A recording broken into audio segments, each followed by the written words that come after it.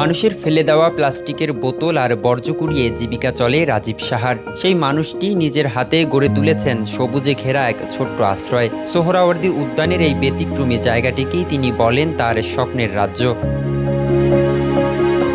কিন্তু সেই স্বপ্ন এখন হুমকির মুখে।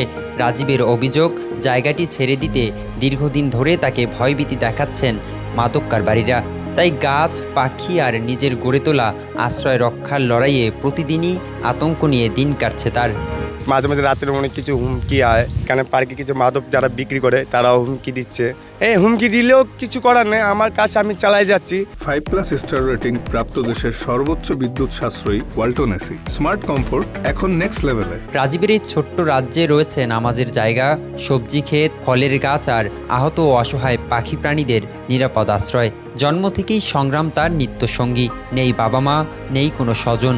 জীবন জুড়ে পেয়েছেন অবহেলা আর বঞ্চনা। নিজের খাবারের নিশ্চয়তা না থাকলেও তার এই আশ্রয়ে না খেয়ে থাকে না কোনো পাখি, বিড়াল কিংবা একটি পিঁপড়াও। রাজ্যে আলহামদুলিল্লাহ পিঁপড়া তো দূরে কথা, একটা পোকাও না খেয়ে থাকে না। তাদের প্রেম ভালোবাসা, আমি তো তাদের রাজা। আমার রাজা সেনাপতি না খেয়ে গেলে তো আমার তো কোনো কিছু আয় আসছে না। না হলে তো আমি কিভাবে আমার ভালোবাসা, কিভাবে প্রেম দিবে।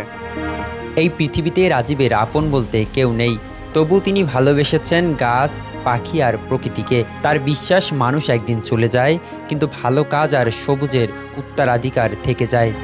মা বাপ, ভাই বোন, দাদা দাদি, কাকা কাকি, নানা নানি, চাচা চাচি, এরই একটাও আমার নাই। আমি ওয়ান পিস নাম্বার ওয়ান। আমি একদিন মারাই যাব, এটাই জানি, একাই চলে যেতে হবে। হ্যাঁ, আর এই যা আছে সরকারি সম্পদ সরকারি কাজে খেয়ে যাবে।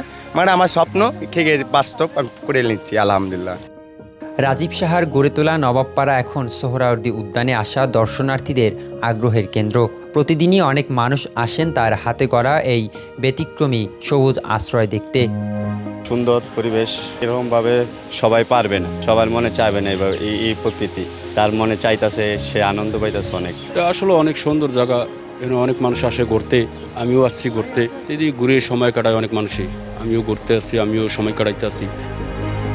যার নিজের মাথা গোজার স্থায়ী ঠিকানা নেই, তিনি গড়ে তুলেছেন অসংখ্য গাছ, পাখি আর প্রাণীদের নিরাপদ আবাস। সমাজ তাকে চিনেছে টোকাই হিসেবে, কিন্তু প্রকৃতি তাকে চিনেছে একজন নিঃস্বার্থ অভিভাবক হিসেবে। রুহুল আমিন, ইত্তেফাক, ঢাকা।